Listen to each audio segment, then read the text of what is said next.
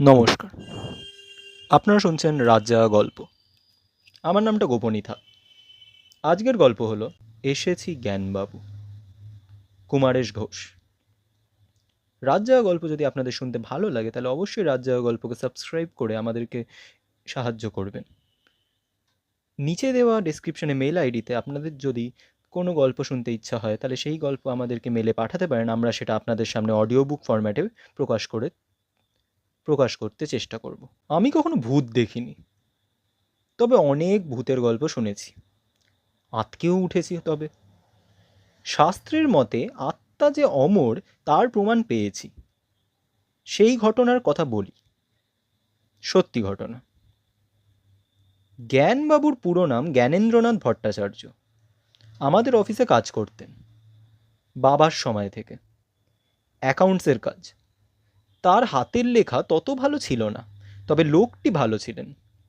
কোনো সাত পাঁচে থাকতেন না। অফিসে আসতেন, খাতায় মুখ গুজরে কাজ করতেন, আবার ছুটি হলে চলে যেতেন। অর্থাৎ হিসেব ঠিক মতো রাখতে গেলে হিসেব করে চলতে হয়, মাথা ঠান্ডা রাখতে হয়, সব কিছুতেই হৈ হৈ করা সাজে না। জ্ঞানবাবুর সে জ্ঞান ছিল, তিনি বেহিসাবি ছিলেন না। তবে হিসেব ভুল করলে বা ভুল দেখালে তার মেজাজটা তখন বিগড়ে যেত। তখন তার বিশেষ মন্তব্য ছিল, ধুত্তেরই ঘোড়ার ডিম। মাঝে মাঝে কামাই করতেন জ্ঞানবাবু। তার কারণ ছিল, তার একটি বাড়তি আয়ের ব্যবস্থা ছিল। সেটা হচ্ছে পূজা পার্বণে বিয়ে থাওয়ার পুরোহিতের কাজ করা। ব্রাহ্মণ মানুষ, তার বাবার কাছে জপমঞ্চাদিও শিখেছিলেন। সেটাকে অর্থকরী করা তার মতো ছাপোষা মানুষের পক্ষে হিসাব মতোই কাজ হয়েছিল। জ্ঞানবাবু আমাদের বাড়িরও নানা পূজা আচ্চাতেও পুরুতের কাজ করছেন। আশীর্বাদ পাকা দেখাতে আমাদের পক্ষের পুরুত মশাই হয়ে গেছেন অনেকবার অনেক জায়গায়। এই জ্ঞানবাবু পরে প্রায়ই কামাই করতে লাগলেন। এবার কারণ অসুস্থতা। তার বয়স হয়েছে তখন প্রায় 75-76।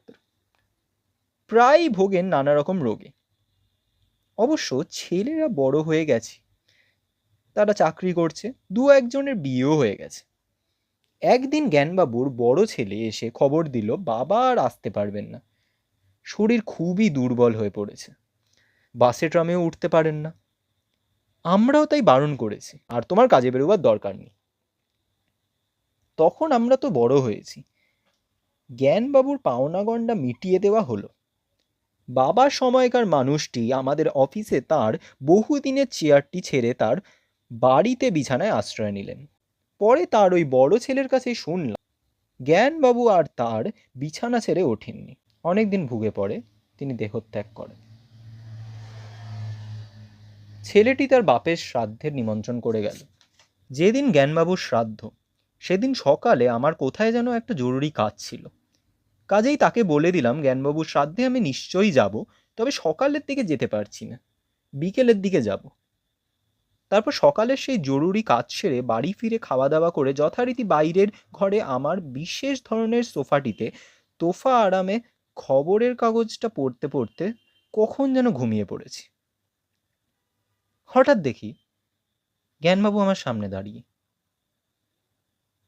সেই ধুতি পাঞ্জাবি পরা, যে সাজে অফিসে আসতেন। আমি তাকে জিজ্ঞাসা করলাম, আপনি এখন এলেন যে? আমারই তো বিকেলে আপনার বাড়িতে যাওয়ার কথা। তারপরে দেখি জ্ঞানবাবু আর নেই, মিলিয়ে গেলেন। আমার ঘুমটাও ভেঙে গেল। আশ্চর্য! মুখ হাত ধুয়ে চা খেয়ে জামা কাপড় পরে মুক্তারাম বাবু স্ট্রিটের কাছে তাঁর বাড়িতে গেলাম বিকেল নাগাদ। তখন শ্রাদ্ধের কাজকর্ম সব শেষ হয়ে গেছে। আমি প্রণামী দিলাম, ছেলেরা আমাকে দানপত্র ইত্যাদি দেখালো। পরে একটা প্লেটে অনেকগুলি মিষ্টি এনে সামনে ধরলো।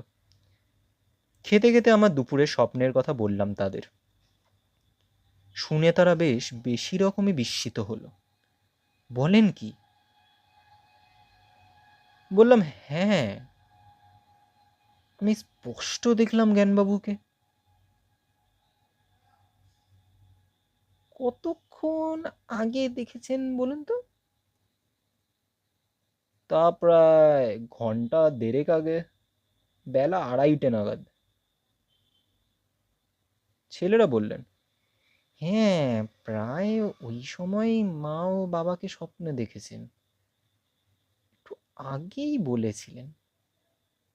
কি রকম? ওই মা কাজকর্মের পরে মেঝে শুয়েছিলেন, একটু পরে ঘুমিয়ে পড়েছিলেন। দেখেন বাবা বাইরে বেরোবার সাজে মায়ের সামনে দাঁড়িয়ে। মা জিজ্ঞেস করলেন, কোথায় যাচ্ছ এখন? বাবা বললেন, যাচ্ছি কুমারেশবাবুর বাড়িতে। শুনে তাজ্জব বনে গেলাম। মনে মনে তার আত্মাকে প্রণাম জানিয়ে বললাম, এসেছি জ্ঞানবাবু।